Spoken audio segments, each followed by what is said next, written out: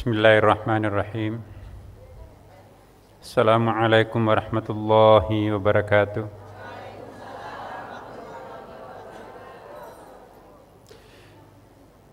Alhamdulillah. Alhamdulillahi rabbil alamin.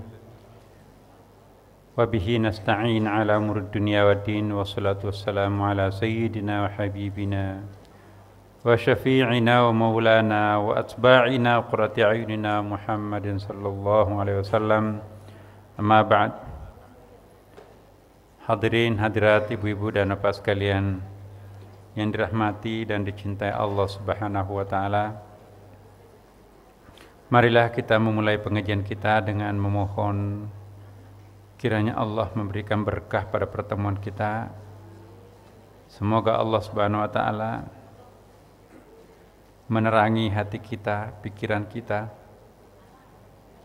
dan menegakkan langkah-langkah kita, sehingga insya Allah kita menempuh jalannya yang lurus, siratal mustaqim, berujung nanti dengan husnul khatimah, yang insya Allah akan masuk ke dalam surga secara berjamaah. Ala hadhihi niyyah wa ala kulli niyyatin salih. Al-Fatihah. A'udzu billahi minasy syaithanir rajim. Bismillahirrahmanirrahim. Alhamdulillahi rabbil alamin arrahmanir rahim. Maliki yaumiddin. Iyyaka na'budu wa iyyaka nasta'in. Ihdinas siratal mustaqim. Siratal ladzina an'amta 'alaihim ghairil maghdubi 'alaihim waladdallin. Amin. Kita melanjutkan bacaan kita pada malam hari ini. Syekh Ibnu Athaillah melanjutkan, anta ila himlihi idza ata'at. Belum muncul.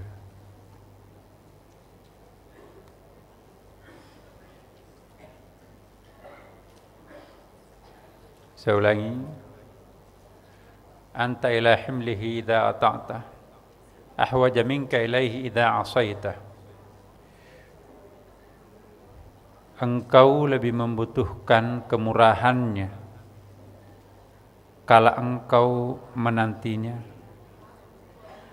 ketimbang saat berbuat maksiat kepadanya. Perhatikan ini Bapak Ibu sekalian, susah difahami. Semakin tinggi tingkat pembicaraan kita, semakin sulit difahami. Tapi siapa yang mampu memahami bahasa tinggi, maka itu tanda-tanda Allah mencintainya. Engkau lebih membutuhkan kemurahannya ketika kita di dalam keadaan sedang menantinya, ketimbang saat berbuat maksiat kepadanya. Bapak Ibu sekalian, sebagai orang awam, kita semua orang awam, jujur saya ingin mengingatkan bahwa pengalaman kita selama ini, kita itu memohon kemurahan Allah pada saat kita melakukan dosa dan maksiat. Iya kan Bapak Ibu? Ketika kita melakukan dosa, pelanggaran, betul-betul kita membutuhkan pertolongan, pengampunan, membutuhkan kemurahannya. Iya kan? Tetapi sesungguhnya kalau orang itu sadar, kalau orang itu menyadari sepenuhnya apa arti sebuah dosa dan maksiat, apa arti dibalik penderitaan orang yang melakukan maksiat, maka sesungguhnya Ibnu Athaillah waliullah insyaallah mengatakan kebalikannya. Sesungguhnya kalian itu lebih membutuhkan kemurahan Allah ketika engkau menantinya. Seperti kita sekarang ini, insyaallah Bapak Ibu. Kita datang ke tempat ini, kita hadir di rumahnya ini semata-mata untuk memohon ridhanya, iya kan Bapak Ibu? Justru pada saat-saat seperti ini kita jauh lebih membutuhkan kemurahan Tuhan ketimbang seandainya kita melakukan dosa dan maksiat Sehingga kita pun juga butuh kemurahan Tuhan untuk diampuni.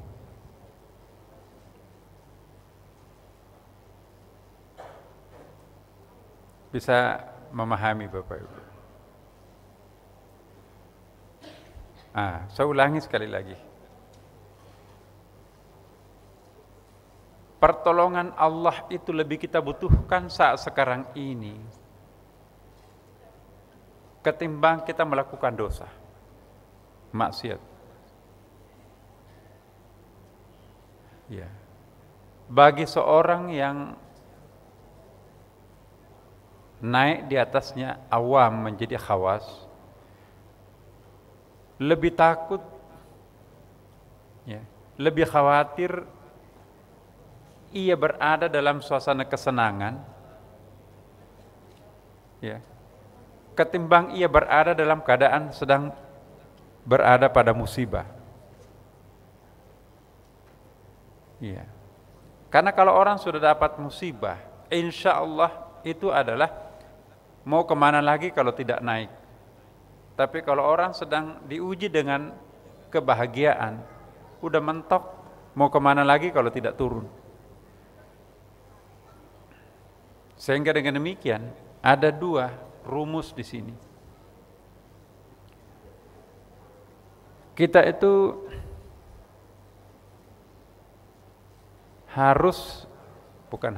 kita itu sebaiknya lebih respect. Apa itu respect? Lebih prihatin. Kita lebih takut kepada Allah.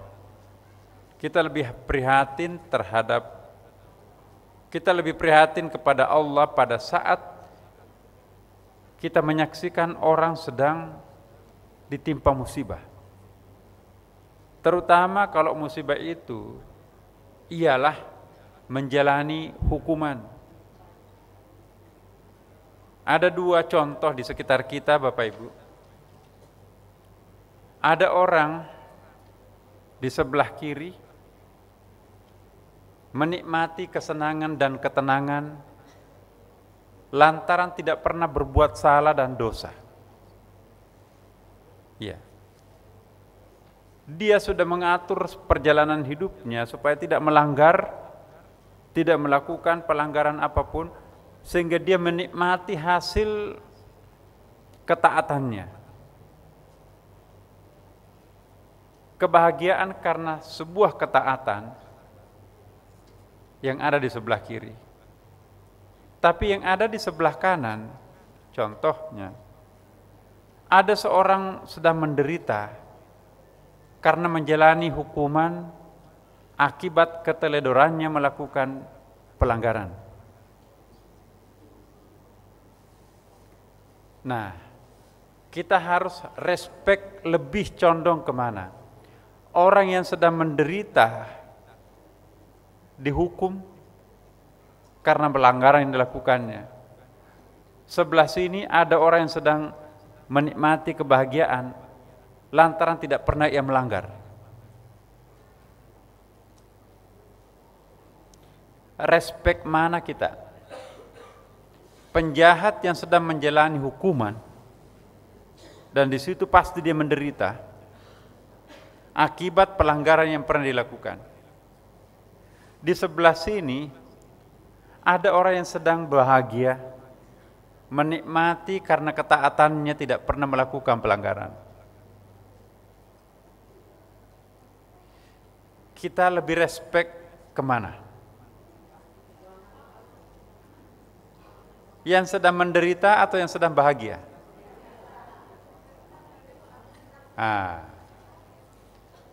Siapa yang condong kepada orang yang sedang menderita? Ibu belakang. Yang sedang bahagia? Wah, alhamdulillah. Dua-duanya sama pendapatnya.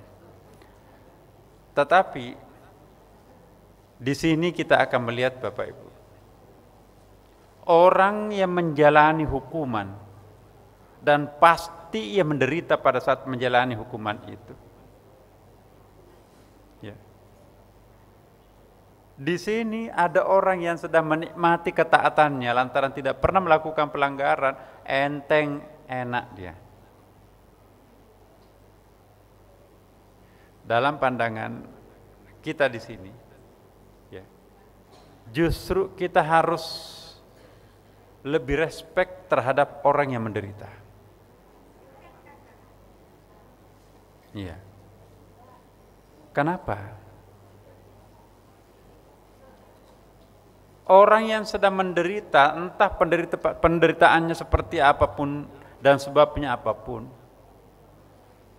kalau penderitaannya itu betul-betul membuat dirinya tercampakkan ke bawah dan dia memanggil Tuhannya, maka orang itu akan lebih dekat kepada Tuhannya ketimbang orang yang bahagia menikmati ketaatannya.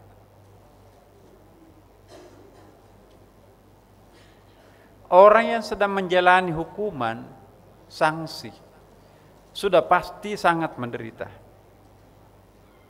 Dan orang yang taat sudah pasti sangat bahagia menikmati ketaatannya. Ya. Tetapi seringkali Allah Subhanahu wa ta'ala pun lebih respect terhadap orang yang menjalani musibah, menjalani sanksi. Ada beberapa hadis, contohnya Bapak Ibu, ada seorang perempuan, mohon maaf perempuan, ya, dia mengadukan nasibnya kepada Rasulullah. Ya Rasulullah, saya datang di sini dengan tulus dan jujur untuk minta dihukum. Dihukum karena apa, Mbak? Pokoknya saya minta dirajam. Kaget Rasulullah. Dirajam. Jangan main-main terhadap hukum rajam. Rajam itu tahu, ditanam sampai di leher, lalu dilempari batu sampai mati. Iya, kata ibu itu, saya tahu. Justru saya hadir di sini, saya datang di sini ya Rasulullah untuk sesegera mungkin saya dirajam. Kenapa? Perut saya sekarang sudah mengandung janin, dan yang punya janin itu bukan punya suami saya, tapi punya laki-laki lain. Saya tahu bahwa ini namanya zina, dan ayat dan hadis mengatakan perempuan atau laki-laki yang sudah kawin lantas berzina, maka itu hukumannya adalah rajam. Saya datang di sini untuk segera dirajam. Sahabat kaget. Apa kamu sadar apa yang kamu katakan? Iya. Di dalam hadis tidak disebutkan apa sebabnya, kok kenapa laki-laki lain yang punya. Ya mungkin suaminya tidak punya kemampuan, akhirnya dia dapatkan dari laki-laki lain. Allahu alam. Tapi yang jelas faktanya dia sedang mengandung terhadap janin yang punya orang lain, bukan dari milik suaminya. Saya minta segera dirajam ya Rasulullah. Maka keputusan Rasulullah pada waktu itu, kamu sedang hamil muda, anakmu yang dalam kandungan tidak berdosa. Kalau kami rajam kamu sekarang, kasihan anakmu juga ikut mati padahal dia tidak berdosa. Janin tidak pernah menanggung dosa.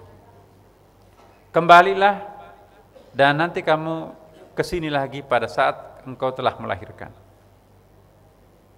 Jadi hitung-hitung, kalau kehamilannya terlambat 1 bulan saja, berarti 8 bulan disuruh pulang ke rumahnya. 8 bulan itu untuk ukuran seorang penjahat itu bisa lari 10 kali, bisa kabur berkali-kali itu, bisa sampai ke luar negeri, bisa macam-macam, menghindari hukuman.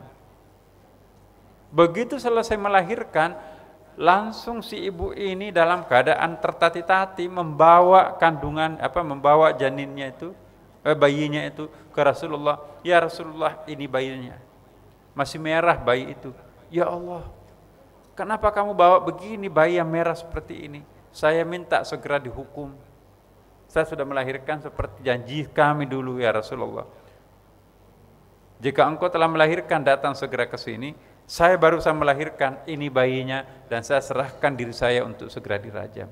Kata Rasulullah, kembalilah dulu, besarkan anak-anakmu sampai setelah berhenti menyusui.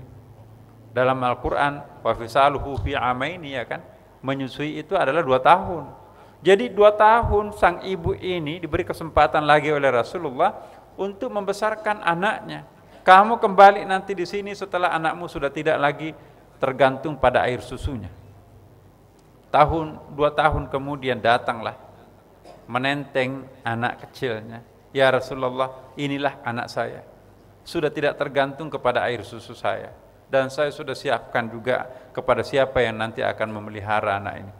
Saya minta segera dirajam.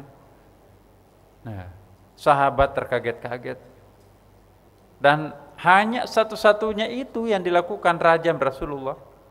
Tidak pernah melakukan rajam selain hanya 1 kali itu aja. Alhasil dirajam, ditanam, kemudian tinggal leher di. Setelah eksekusi terjadi, inna lillahi wa inna ilaihi raji'un, Rasulullah memberikan komentar, seandainya perempuan ini keimanannya ditimbang, maka keimanan perempuan ini lebih berat ketimbang penghuni kota Madinah.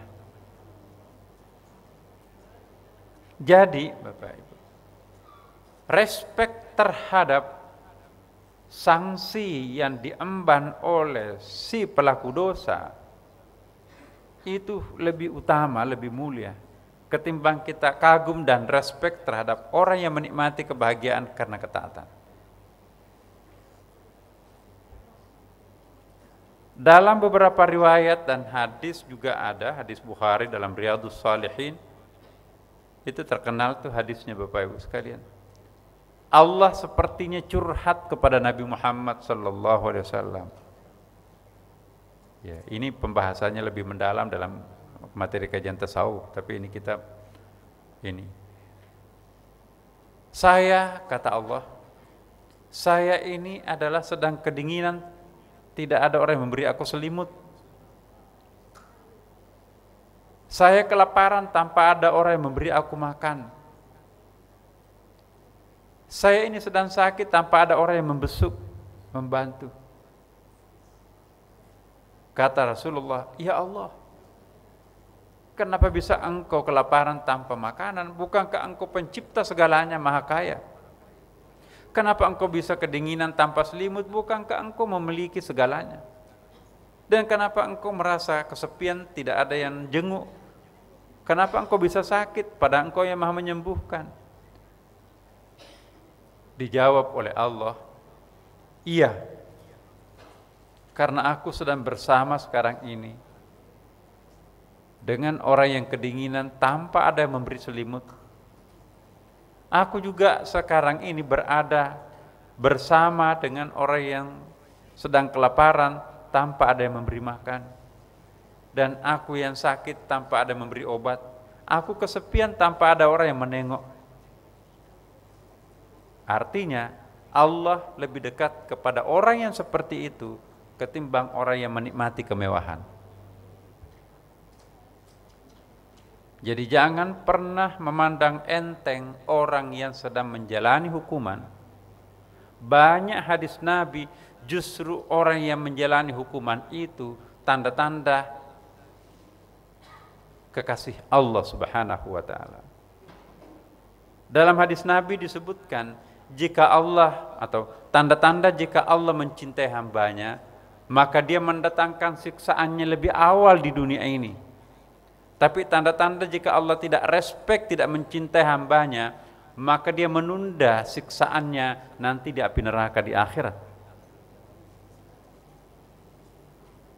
Jadi kalau kita pernah melakukan dosa sebanyak-banyaknya, tiba-tiba Allah membayar cash kita dengan musibah, itu pertanda Allah membayar lunas pelanggaran yang kita lakukan di dunia ini dengan siksaan di dunia.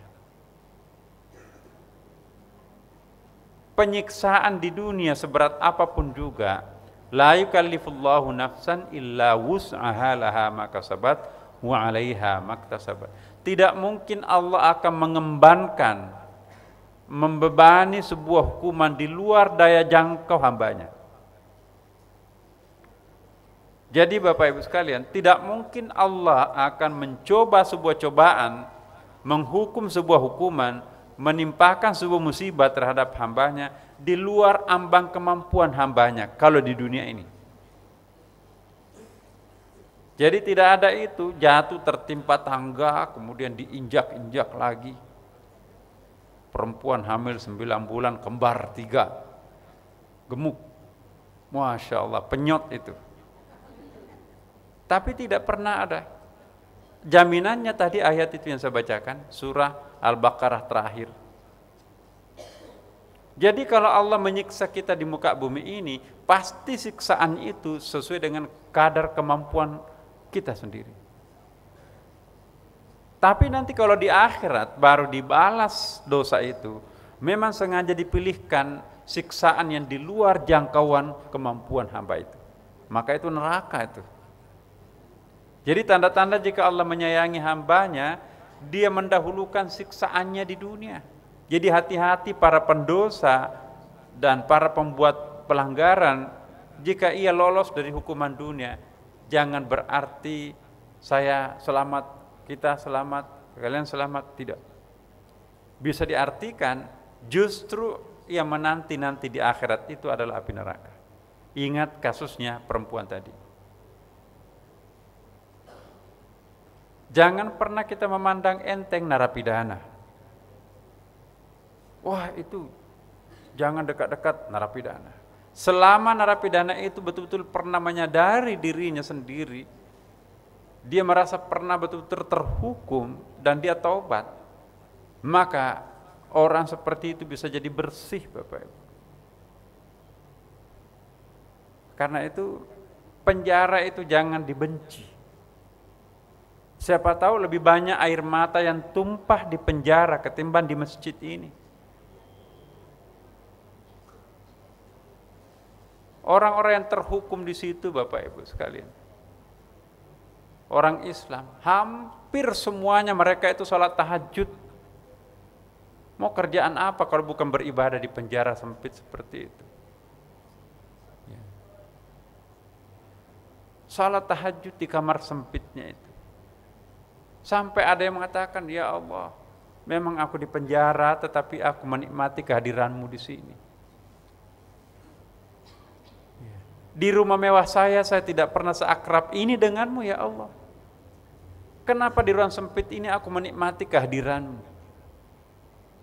Dia dekat dan dekat sekali dengan Allah Subhanahu wa taala.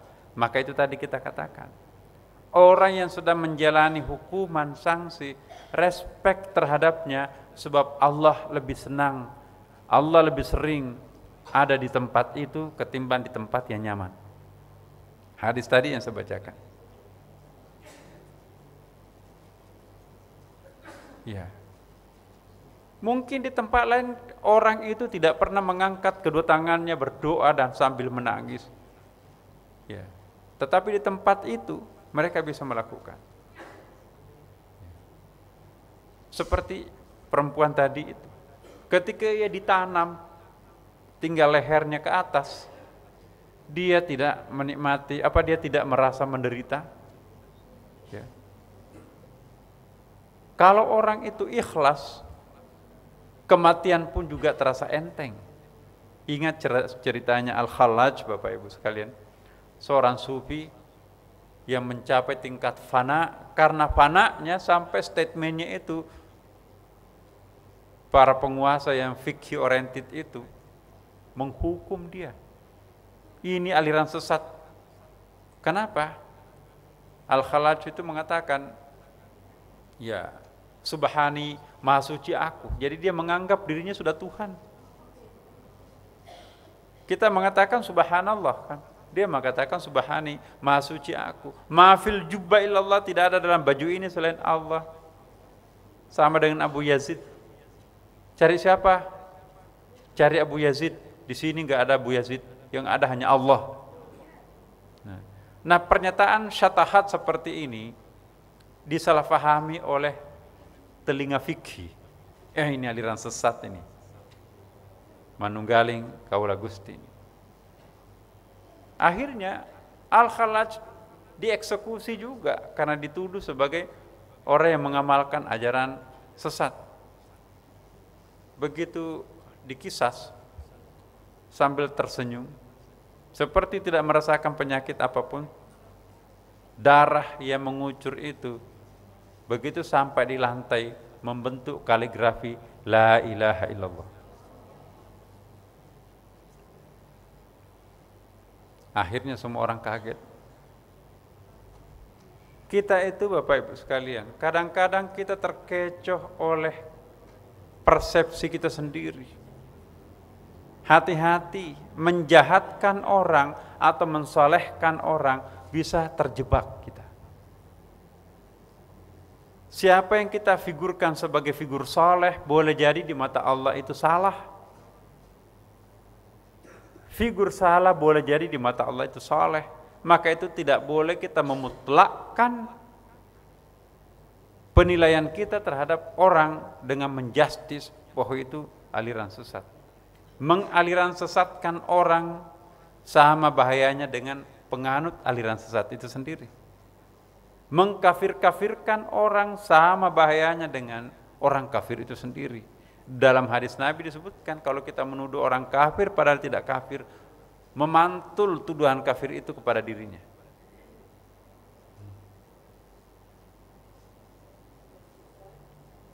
Apa yang baik dan apa yang buruk tidak segampang itu kita harus menilai.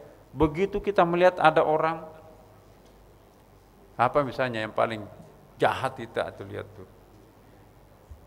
Misalnya ada kerumunan anak-anak kecil itu baru tiba-tiba kita ambil satu anak situ cekik lehernya mati seketika. Masya Allah orang gila ini. Ya, pasti kita menilai bahwa itu buruk tuh. Pantas untuk dihukum mati itu. Masa anak-anak tidak tahu apa-apa langsung dibunuh? Itu pasti buruk tuh. Anggapan kita. Tapi Allah melihatnya kadang-kadang lain.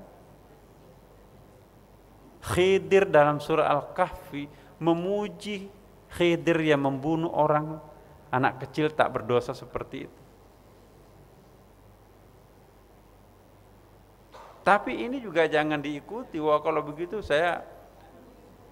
aku mau meniru Khidir. Tetangga saya menjengkelkan itu saya akan bunuh. Jangan menuduh saya macam-macam loh. Aku mengikuti Nabi Khidir. Gak bisa. Itu bukan ayat hukum, tapi itu ayat tasawuf. Harus kita pandai-pandai menempatkan ayat. Ya. Min ladunni ilman, saya diberikan ilmu pengetahuan. Kalau anak kecil ini kita biarkan hidup, ya, ilmu masa depan saya yang dari Allah ini mengingatkan saya, kalau anak ini tidak dibunuh, dibiarkan hidup, maka akan menjadi tukang onar, mengkafirkan kedua orang tuanya, masyarakat dan sebagainya. Pasti masuk neraka. Kita tolong anak ini jangan berkembang menjadi orang jahat, nanti masuk neraka, nanti orang tuanya juga kafir. Sementara saya juga diperlihatkan kedua orang tuanya anak ini masih akan dikaruniai anak-anak lain yang soleh dan solehat. Tercenganglah Nabi Musa. Bagaimana memahami fenomena seperti ini? Itu bukan hanya satu kali itu. Perahu yang satu-satunya mata pencarian orang miskin di situ, dilobangi malah. Subhanallah. Apa salahnya nelayan miskin seperti ini, satu-satunya mata pencariannya nelayan, perahu dibolongi. Ya. Belakangan dijelaskan. Sekarang kita sedang dicari Musa. Perahu-perahu yang kita bolongi kemarin itu, dia mencari kita, untung ada orang baik melobangi perahu kita. Karena kalau enggak, itu pas dirampas. Karena keesokan harinya, raja berkenduri merayakan hari ulang tahunnya di laut, semua perahu yang layak pakai dirampas, tidak dikembalikan lagi. Kebetulan yang dilobangi itu perahunya orang-orang soleh. Hanya dengan menutupi sedikit yang lubangnya itu sudah layak untuk dipakai melaut. Maka mereka berterima kasih, tidak dirampas perahunya. Jadi jangan menganggap bahwa pembolongan perahu itu musibah. Seringkali kita melihat hikmah itu setelah kejadian itu. Dan bukan hanya 2 kali, ketiga kalinya Khidir itu mendemonstrasikan suatu pemandangan yang sangat tidak masuk akal. Bangunan yang runtuh, tak bernilai, mari kita pugar bangunan ini. Berhari-hari, berminggu-minggu, sampai berbulan-bulan. Khidir menghabiskan waktunya dengan Musa membangun kembali rumah runtuh itu sampai bagus. Setelah selesai dipugar, harapannya Nabi Musa, saya nanti akan nyantri di sini. Selama ini kita jalan melulu, kapan belajarnya? Padahal saya menemukan ini untuk menjadi guru saya. Mungkin karena nggak ada pondokan. Nah ini pondokan, setengah mati Nabi Musa bekerja untuk membangun pondoknya di situ. Begitu selesai pondokan itu dibangun, mari kita tinggalkan tempat ini. Orang gila benar. Masya Allah. Maaf Kiai, ini untuk apa kita lakukan seperti ini semua? Ya, akhirnya Pak Kiainya, Kiai Khidir, kamu memang tidak termasuk orang yang sabar. Pertama, Nabi Musa minta maaf kan? Ketika membunuh anak itu, ya maaf. Yang kedua, Nabi Musa masih minta maaf ketika habis membolongi perahu itu. Yang ketiga, coba lihat surah Al-Kahfi, dia tidak minta maaf lagi. Ngapain minta maaf orang gila seperti ini? Itu enggak minta maaf. Karena dia mampu membaca isi hati. Karena kalau orang meminjam mata Tuhan untuk melihat, meminjam telinga Tuhan untuk mendengarkan, maka tidak ada rahasia baginya di sisi Allah Subhanahu wa taala. Maka apa yang terjadi Bapak Ibu sekalian?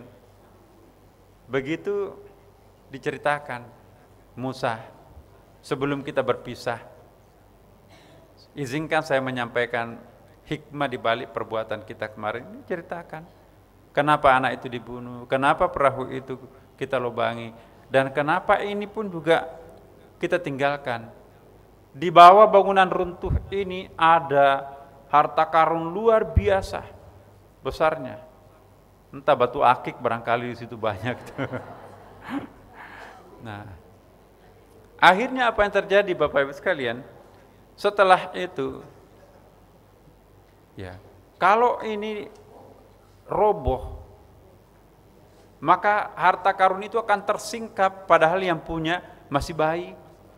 40 tahun akan datang bangunan ini masih utuh dan baru runtuh setelah yang punya harta itu nanti sudah besar. Ngangguk-ngangguk Nabi Musa, ternyata di atas langit masih ada langit. Ya. Di dalam kulit masih ada kulit, di dalam kulit masih ada kulit bawang itu kan. Belakang yang paling dalam masih ada. Jadi Bapak Ibu sekalian, kita tidak boleh terlalu cepat mengambil kesimpulan. Tidak boleh terlalu cepat memvonis orang, dan tidak boleh kita mengikuti keinginan-keinginan persepsi kita atau persepsi orang banyak. Belum tentu mayoritas itu benar dan belum tentu minoritas itu salah. Kita kembalikan kepada Allah Subhanahu wa taala. Kita dengarkan surah azan dulu Bapak.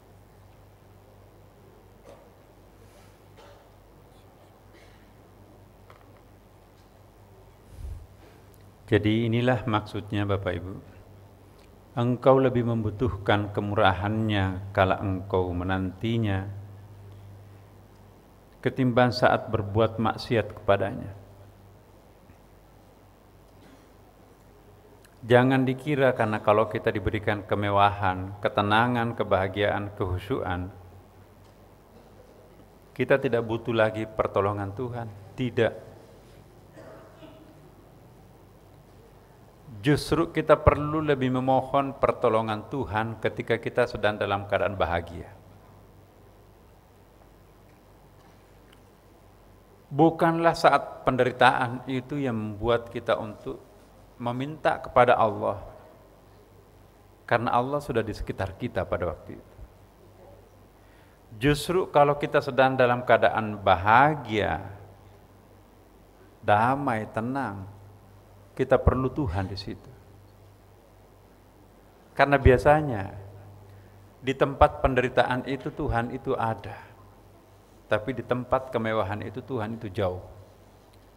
Biasanya yang dekat pada saat kemewahan itu terjadi adalah iblis, tapi kalau penderitaan itu muncul, yang ada adalah Tuhan.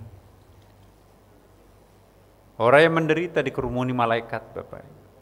Tapi orang yang bahagia biasanya dikerumuni iblis. Justru karena kita tidak ada masalah, itu adalah masalah. Kalau kita tidak dekat dengan Allah Subhanahu wa taala, ya.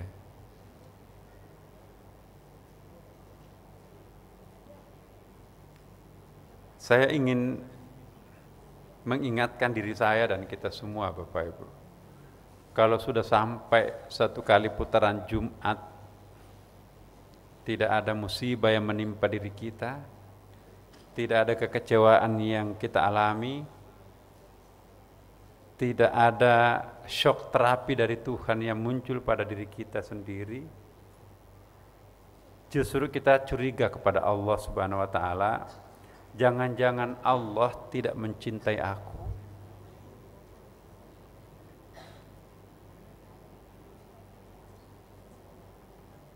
Ya. Di sini memang ada dua hal, Bapak. Satu sisi kita perlu dan memang sangat wajar memohon agar dijauhkan dari musibah. Tapi kalau orang tidak pernah ditimpa musibah, tidak pernah mengalami semacam kesulitan hidup, tidak pernah mengalami kekecewaan, dan selalu mulus perjalanan hidupnya, ya, itu artinya tidak punya tantangan. Di dunia ini adalah tempat untuk menantang diri kita sendiri. Jadi Bapak Ibu sekalian, kenapa malam Jumat itu kita diminta untuk lebih banyak tafakkur, muhasabah. Siapa tahu selama 1 minggu itu kita tidak pernah mendapat shock terapi dari Tuhan. Contoh misalnya, tiba-tiba kita tersinggung perasaan kita oleh bawahan, kurang ajar anak ini, setengah mati mengangkat tapi kok bisa begitu. Atau mungkin anak kita menyebalkan kita. Masya Allah, tidak pernah saya bayangkan kamu begitu. Jadi kan kekecewaan. Kekecewaan seperti ini Bapak Ibu sekalian, itu adalah obat hati sebetulnya. Orang yang gak pernah mengalami penderitaan, tidak pernah mengalami kekecewaan, tidak pernah dicoba dengan cobaan-cobaan kecil sampai besar, ya. Apalagi pada saat yang bersamaan orang itu suka melakukan dosa. Hati-hati Bapak Ibu. Manakala dosa terus-menerus kita lakukan tapi tidak pernah kita ditimpa kekecewaan, musibah, itu lebih berbahaya ketimbang kita langsung dibayar cash oleh Allah. Nah ini kan sering, loh kok kenapa ya? Rasa-rasanya nggak ada sholat tahajud yang saya tinggalkan, sholat duha, semua ketaatan saya lakukan. Baru kemarin saya melakukan kekeliruan kecil, kok langsung Tuhan menjewer aku, kehilangan motor, ya. Tidak seberapa saya ambil, tapi anak masuk rumah sakit, bayarnya berkali-kali lipat. Sementara tetangga nggak pernah sholat, langganan maksiat, nggak pernah kena musibah. Hati-hati. Orang yang terus-menerus melakukan dosa tapi tidak pernah mendapatkan jeweran Tuhan, itu justru adalah bisa diartikan Tuhan sedang marah terhadap yang bersangkutan. Ingat hadis tadi. Tanda-tanda jika Allah tidak senang terhadap seseorang, dia menunda siksaannya nanti di akhirat. Di mana tempat siksaan itu kecuali neraka kan? Coba kita lihat. Ada orang tidak pernah sholat, maksiat melulu, seenak-enaknya menipu orang sambil terbahak-bahak seperti nggak ada beban. Tapi tidak ada musibah. Kenapa? Karena banyak uangnya. Kenapa? Banyak ajudannya. Kenapa? Banyak premannya dan seterusnya. Jangan dikira bahwa orang seperti itu bahagia, Bapak. Kalau seandainya orang sadar terhadap apa yang menimpa diri kita sendiri dalam bentuk musibah, ya, entah itu penyakit, entah itu fitnah, atau entah itu apapun juga yang membuat kita diri ini sengsara, Bapak Ibu sekalian. Ya. Niatkan, ya Allah, semoga inilah caramu untuk membersihkan aku. Ya. Dan kita pun juga menilai seseorang. Coba itu tidak pernah, itu mungkin kuala tuh. Dari hari ke hari kehidupannya susah melulu. Hati-hati. Jangan-jangan kesusahannya itu justru adalah untuk menebus kekeliruan kekhilafannya di masa lampau. Dan nanti pada hari pembalasan tidak ada bebannya. Nanti ada bait yang kita akan baca, Bapak Ibu sekalian. Mana itu?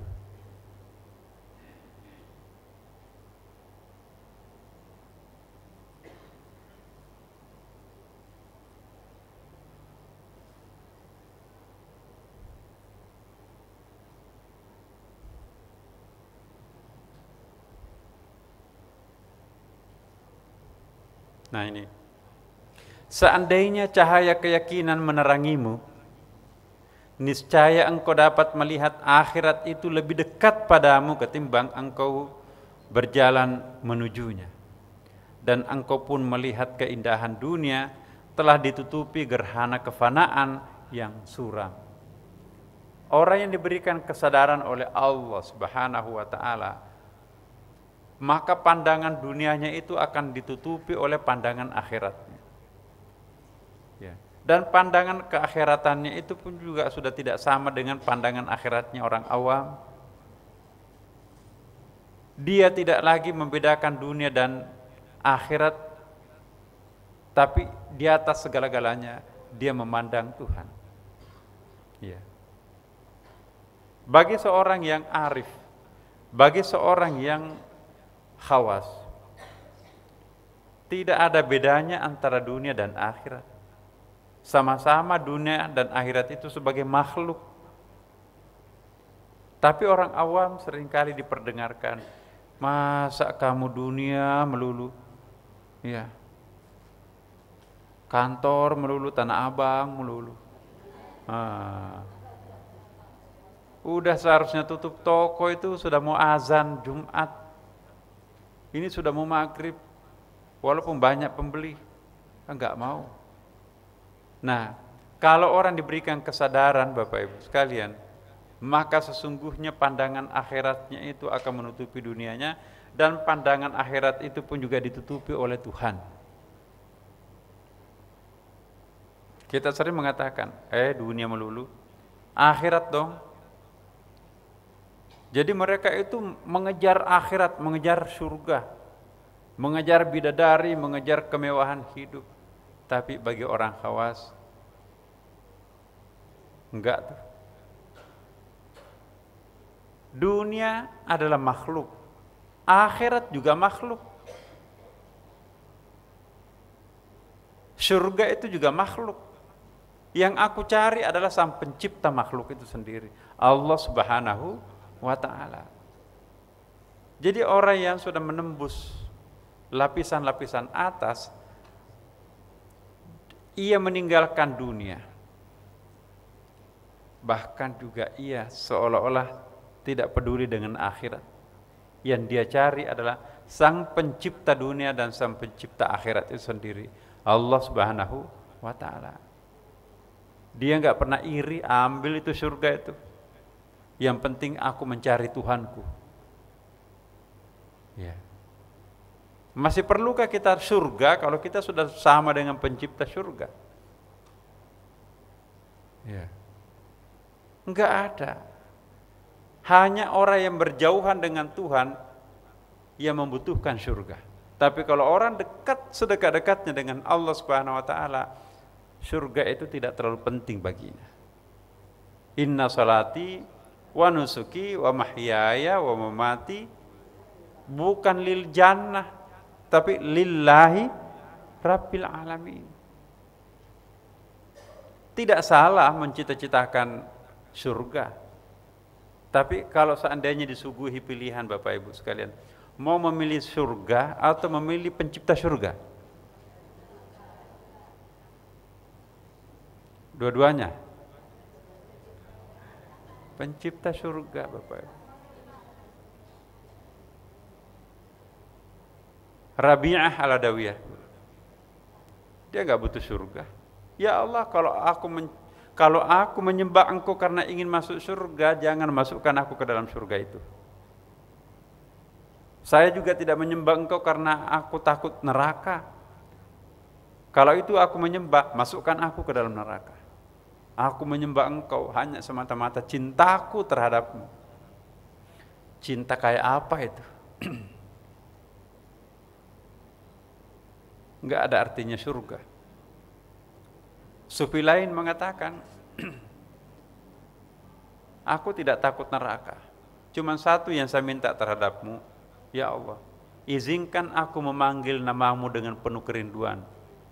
Sekalipun aku dipanggang di api neraka, aku akan perdengarkan para penghuni neraka teriakan-teriakan kerinduanku terhadapmu, ya Allah. Sebegitu itu. Mungkin neraka sudah terasa dingin. Ya.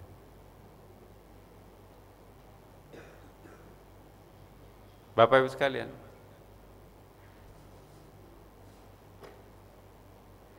keberadaan benda tidaklah menghalangimu dari Allah.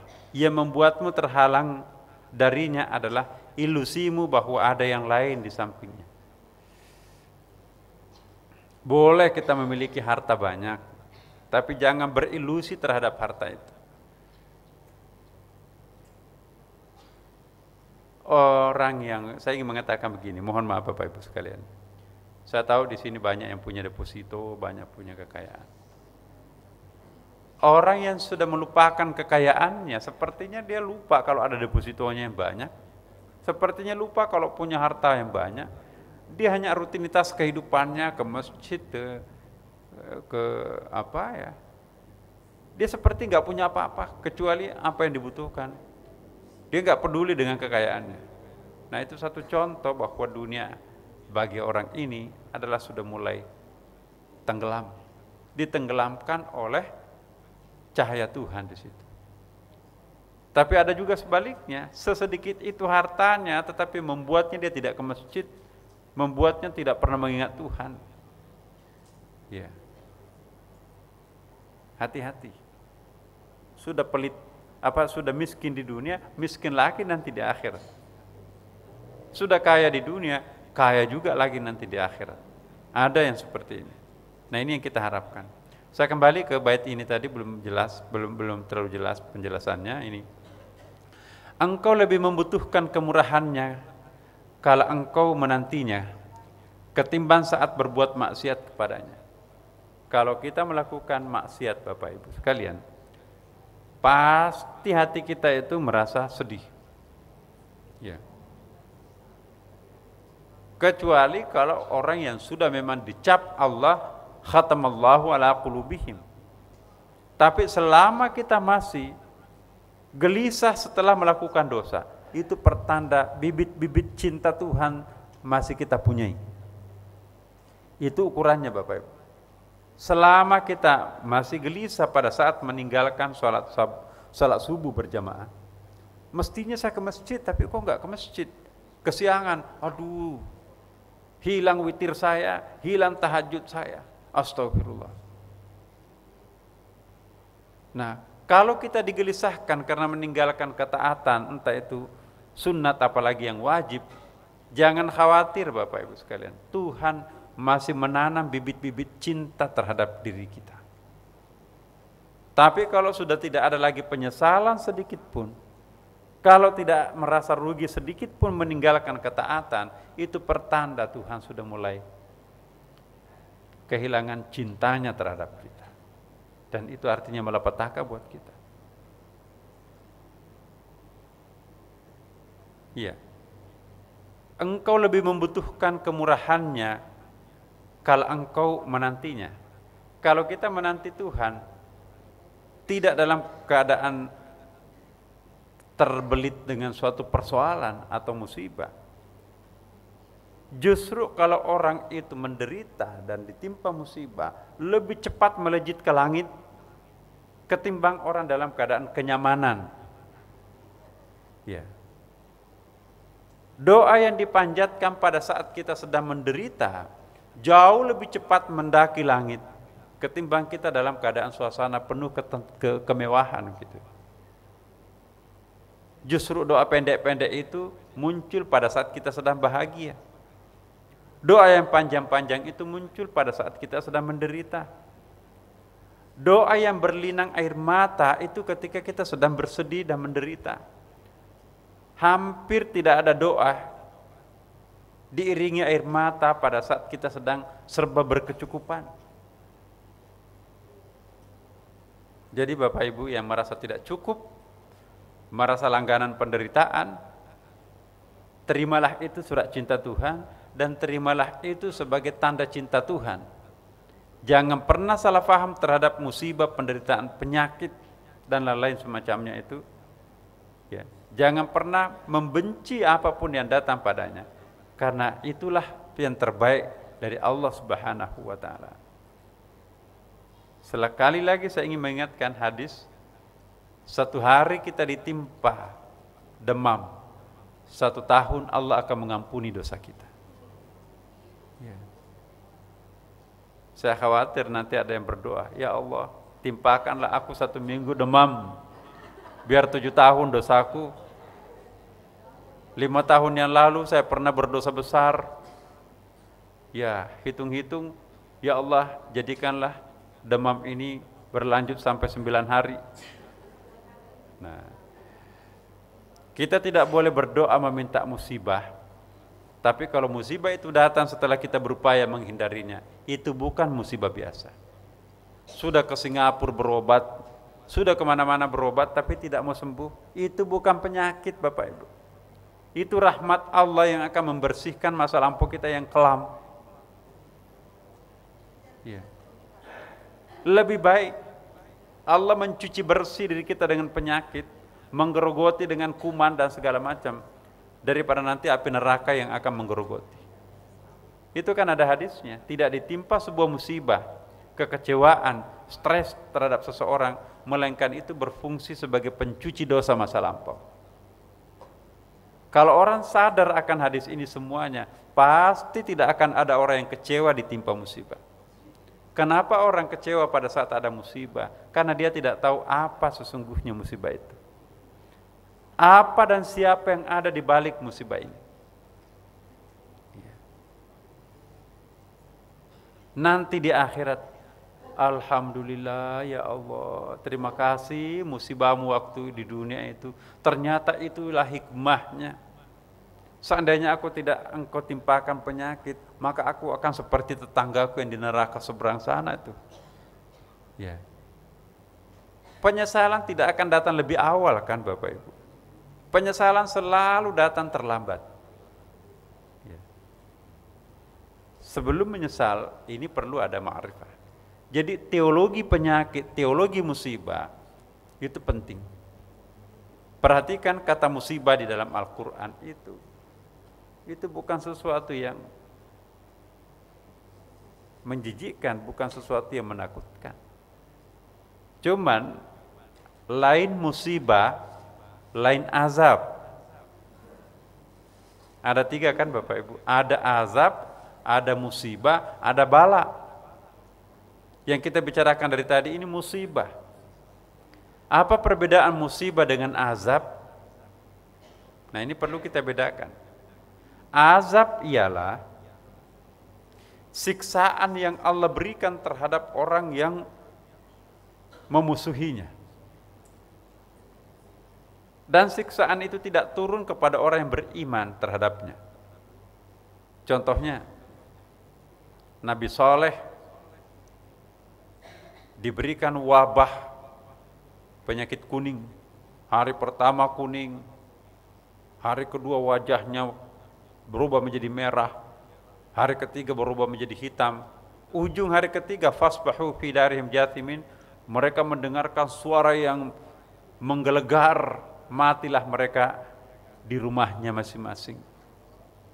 Tapi Nabi Saleh dan orang yang beriman terhadap Tuhan tidak mendengarkan suara, tidak berubah warna kulitnya. Jadi azab itu hanya menimpa orang-orang yang kufur. Ya. Abdul Muttalib, siapa Abdul Muttalib Bapak Ibu? Kakeknya Nabi kan? Kakeknya Nabi ada bersama Abraha pasukan gajah itu. Kenapa pasukan gajah kena burung itu, lemparan burung itu? Kalau menurut Syekh Muhammad Abdu, burung tayran ababil itu melemparkan semacam virus-virus, kalau tafsir Mu'tabar yang lain, kayak biji-biji kelereng kena unta unta atau gajah, itu kayak penyakit Ebola itu. Yang tersisa adalah tulang-tulang belulang yang putih itu, dagingnya meleleh. Ya. Itu dahsyatnya tayran ababil tarmihim bihijaratin min sijil. Abdul Muttalib kakeknya Nabi ada di sela-sela mereka, tapi enggak kena. Itu namanya azab. Azab itu hanya menimpa orang-orang yang kafir, tidak menimpa orang beriman. Nabi Lut tidak ikut tercebur di dalam lumpur panas. Tapi pasukan orang-orang homoseksual, lesbian itu tanah yang dibawa yang panas dinaikkan ke atas, yang di atas tumpah ke bawah. Pasukannya Nabi Lut aman tuh. Nah ini dia, itu namanya azab. Ya. Kalau musibah ialah cobaan Tuhan kepada orang yang beriman dan yang bukan beriman. Contohnya tsunami. Coba kita lihat di Aceh, Serambi Mekah. Yang mati itu Cina non muslim, kiai, hancur semua itu rumah. Tidak membedakan agamanya apa. Itu musibah. Jadi musibah itu lain dengan azab. Kita bersyukur Bapak Ibu, doa Nabi terhadap Tuhan dikabulkan. Ada 3 permohonan Nabi diterima semua kecuali 1. Dan termasuk yang diterima itu ialah jangan menimpakan azab terhadap umatku. Insya Allah berkat doanya Rasulullah Sallallahu Alaihi Wasallam, kita sebagai umatnya tidak akan pernah mendapatkan azab seperti umat-umat terdahulu. Itu jaminan dari Allah. Ya. Jadi tidak akan ada satu azab nanti akan datang yang hanya mematikan misalnya negara-negara tertentu yang non-muslim, tapi yang hidup di situ adalah yang beragama Islam, yang mati non-Islam. Enggak. Itu pemandangan tidak akan pernah muncul. Tapi pemandangan yang muncul sampai akhir zaman ialah musibah. Itu udah hadis Nabi. Kesimpulannya Bapak Ibu sekalian, pertemuan kita pada maghrib kali ini, mari kita mengintrospeksi diri kita sendiri. Jangan sampai kita terlalu respek terhadap orang-orang yang bahagia. Hari Lebaran yang dikunjungi adalah pejabat, koleganya, atasannya. Ya. Tapi orang yang sakit di rumah sakit, orang yang menjalani hukuman di penjara, kadang-kadang nggak ditengok. Seandainya kita tahu pelajaran ini hakikatnya, mungkin kita akan lebih mendahulukan kunjungi rumah sakit, kunjungi penjara, kunjungi panti jompo ketimbang rumah pejabat. Open house biasanya itu kan rumah-rumah penggedean. Nah, kalau kita sadar sesadar-sadarnya, kalau kita memohon ridha Allah, mungkin kita akan berubah pandangan. Justru langkah pertama saya yang harus saya kunjungi adalah menengok orang tua saya yang sedang tua, terbaring di rumah sakit, yang selebihnya menyusul. Nah ini kita lihat tradisi Betawi sangat bagus ya. Orang tuanya, keluarganya, baru kepada yang lain-lain. Saya kira itu yang baik. Bahkan ditambahkan lagi ke makam.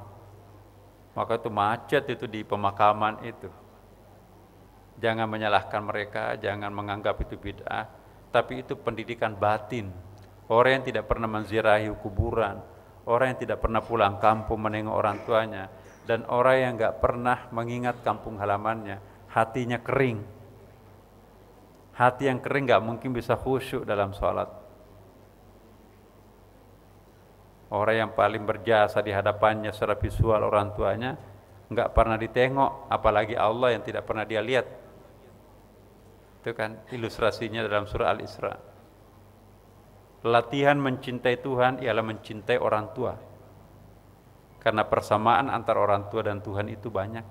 Makanya disebutkan wa qadara rabbuka alla ta'budu illa iyyahu wa bil walidaini ihsana dan seterusnya. Marilah Bapak Ibu sekalian kita memohon kepada Allah Subhanahu wa taala, semoga Allah Subhanahu wa taala memberikan kesadaran lebih tinggi lagi daripada kesadaran yang biasa kita peroleh. Semoga kita diperlihatkan rahasia-rahasianya sehingga kita memperoleh juga kesadaran yang lebih tinggi ya. Dan semoga Allah mempermanenkan pengalaman-pengalaman batin yang selama ini kita raih dan jangan diturunkan kembali ke tempat yang lebih rendah. Selalulah kita bermohon agar perjalanan kita beranak tangga terus ke atas, tidak pernah berhenti dan terus bernaik tarakki naik ke atas, dan dengan demikian insyaallah Tuhan akan semakin dekat dengan kita pun juga semakin dekat dengannya. Al-Fatihah. A'udzubillahi minasyaitonirrajim. Bismillahirrahmanirrahim. Alhamdulillahirabbil alamin. Ar-Rahmanirrahim. Maliki yaumiddin. Iyyaka na'budu wa iyyaka nasta'in. Ihdinas siratal mustaqim. Siratal ladzina an'amta 'alaihim ghairil maghdubi 'alaihim waladdallin. Assalamualaikum warahmatullahi wabarakatuh.